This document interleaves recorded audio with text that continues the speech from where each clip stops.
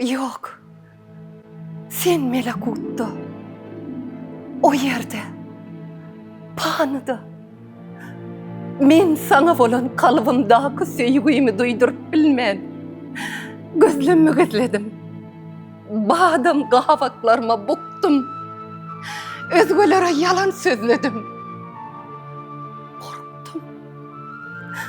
Diňe sen söýýänligimi düşünürip bilmän. Ýaşlyk edip bagsızlyga uçradım.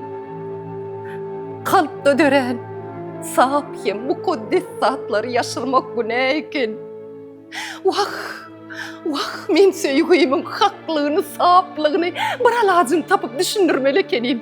Sebebi o men kalbyma Allahdan berilen gudrat diýdiler. Men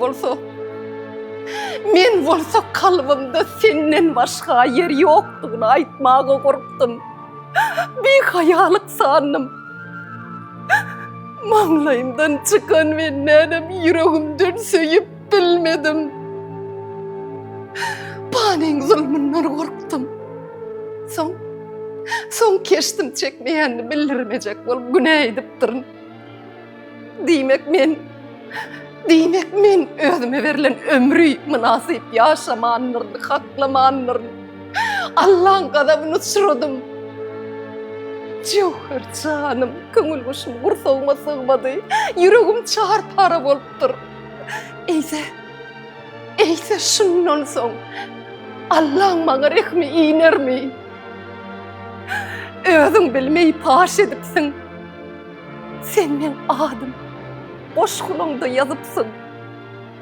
Rysway jahan edipsiň özüňe erksiz. Görýämiň, zeminne dören aşkyň berçi. Ýüregiňde kalypdyra.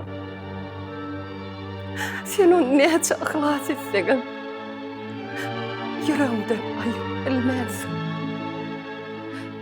Maktum bolay, men gideýin. Ýoluň ak bolsun, ýollaşyň hak. Sag bol.